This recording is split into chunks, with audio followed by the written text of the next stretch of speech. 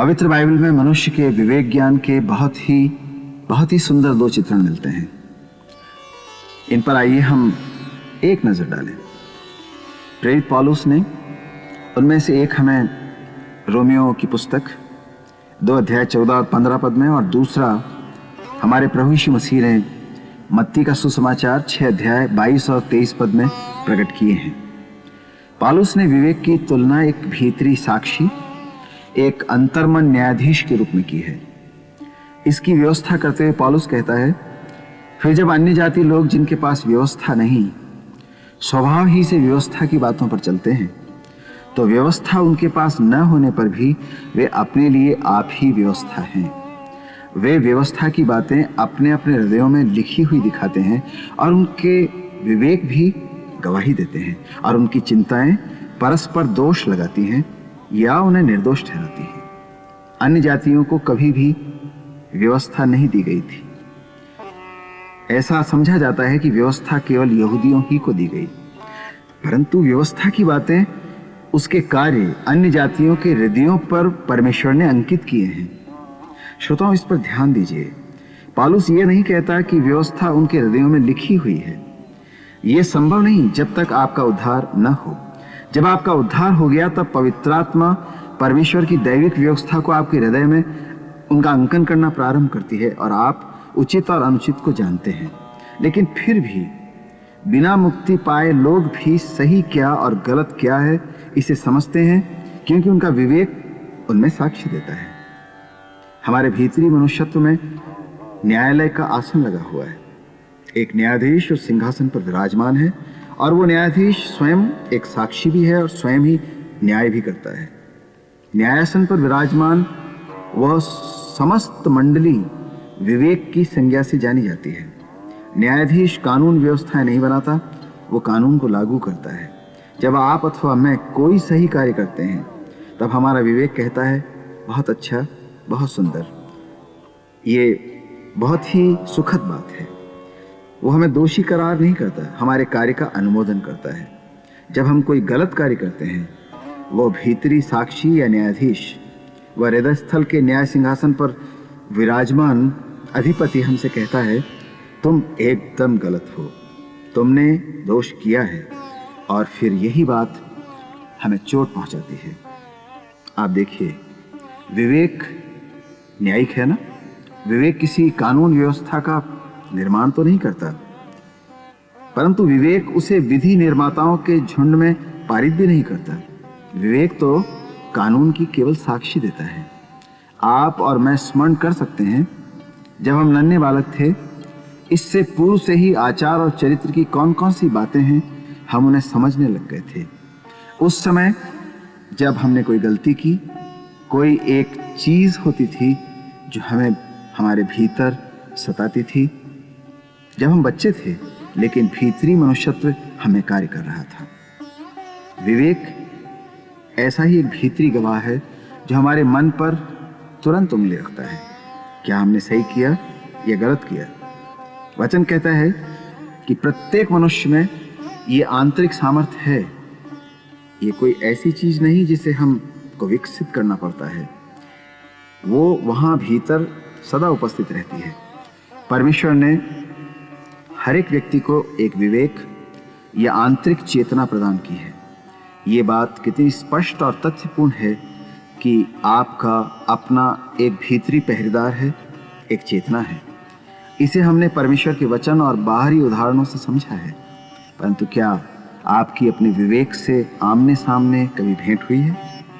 ये नहीं कि आपके गहन अंतस्थल में विराज रहा वह न्यायी आपके जन्म से लेकर आज तक नित्य आपसे बातें नहीं करता हो, आपको दोषी या निर्दोष न ठहराता हो, लेकिन क्या आपने उससे निजी भेंट की, उसके सामने खड़े हुए?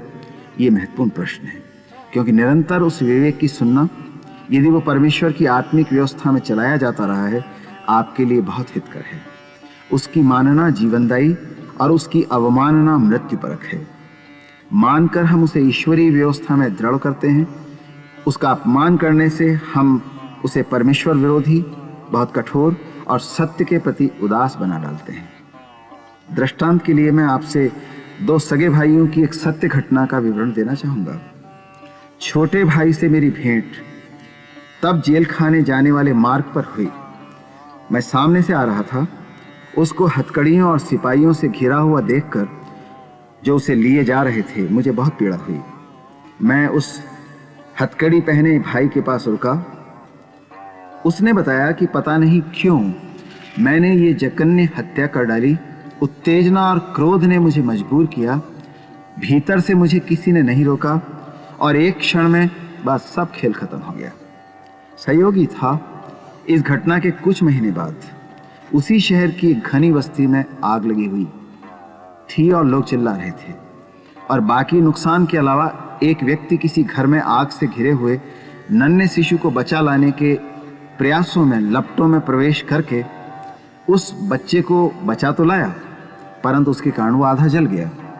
जब मैं उस मनुष्य को जो जल गया था देखने के लिए अस्पताल गया, मुझे बहुत अनोखा नहीं लगा, पर लगना चाहिए कि वह घायल और मूर्छित व्यक्ति जो पहले जेल के मार्ग पर हत्या करने वाला व्यक्ति मिला था, उसका छोटा भाई था। मुझे दो विरोधाभास अद्भुत लगे। बहुत दिनों बाद बड़े भाई ने मुझे बताया कि पता नहीं क्यों किसी चीज ने मुझे अपने भीतर से मजबूर किया कि उस बच्चे को बचाने के लिए मैं आग में कूद जाऊं। मैं घायल हो गया, लेकिन अब मेरे भीतर की आवाज का सम्मान करने से मुझे बहुत शांति और सुख है। प्रिय मित्र, दोनों भाइयों में एक ही विवेक था। एक सुप्त था लेकिन दूसरे में जागरूक था। हमारे मनों पर व्यवस्था प्रकट है। विवेक निरंतर उसकी साक्षी देता है, उसके पालन के लिए प्रेरित करता है, लेकिन हम हैं जो उसका प्रयोग भलाई के लिए या बुराई के लिए करते हैं। मैं आपको पुनः स्मरण दिलाना चाहता हूँ, विवेक स्वयं कोई व्यवस्था या कानून नहीं है। जो व्यवस्था हमें भीतर मिली है, हमारा विवेक उसी के अनुसार कार्य करता है। हमें निजी, सामाजिक या वंशानुगत कोई व्यवस्था का स्तर मिला है, और यदि वो स्तर उचित, सत्य और परमेश्वरीय नहीं है, विवेक तब भी अपने उसी स्तर से कार्य करेगा जो उसे समाज, परिवार या व्यक्तिगत धर्म प्रणाली से मिला है। यदि ये स्तर दोष रहित नहीं, तो हम अपने विवेक से ये अपेक्षा नहीं कर सकते कि वो निर्दोष होकर कार्य करे। इसीलिए विवेक तो हमें मिली हुई अपनी व्यवस्था के अनुसार साक्षी देता है और न्याय करता है। प्रिय मित्र, महत्वपूर्ण बात यह है कि हम सत्य और उचित स्तर को प्राप्त करें, ताकि हमारा विवेक उस मार्ग पर गतिशील हो जिस पर परमेश्वर इसका प्रयोग होते हुए देखना चाहता है।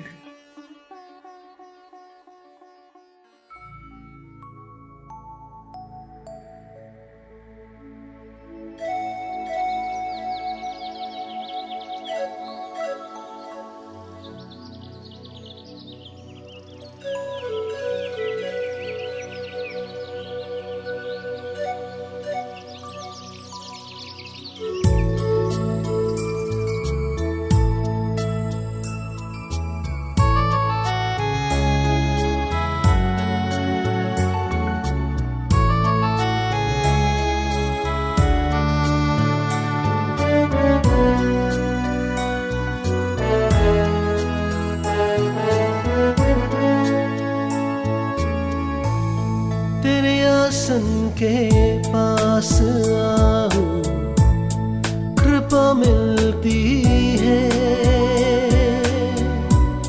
तेरे चरणों के पास बैठूं, शांति मिलती है। तेरे मंदिर में मैं आऊं, तू मिलता है। के पास आऊं, कृपा मिलती है।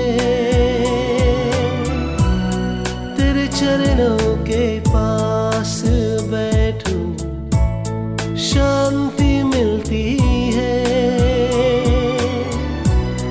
तेरे मंदिर में मैं आऊं, तू मिलता है।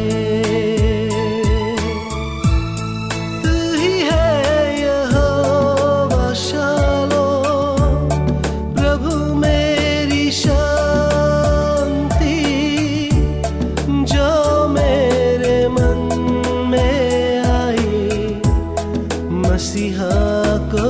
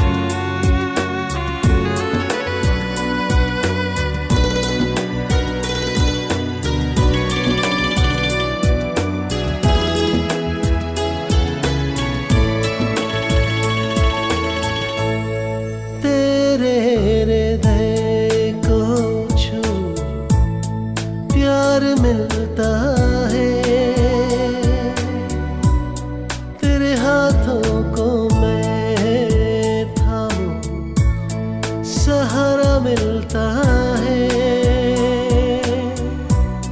तेरी आंखों में मैं देखूं, तृप्त होता हूँ मैं। तेरे हृदय को छूं, प्यार मिलता है। तेरे हाथों को मैं थामूं, सहारा मिलता है।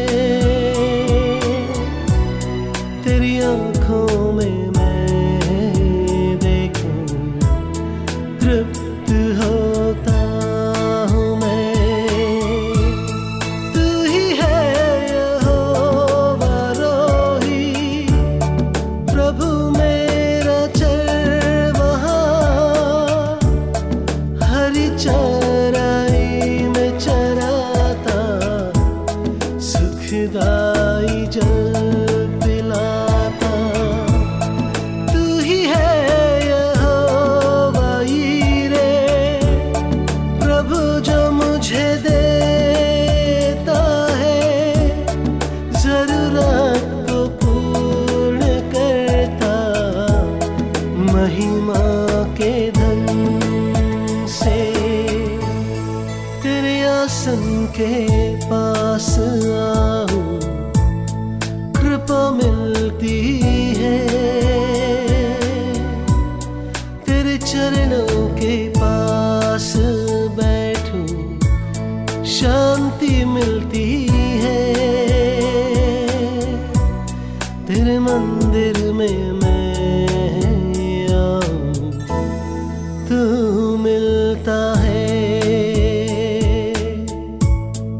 तेरे हृदय को छूं, प्यार मिलता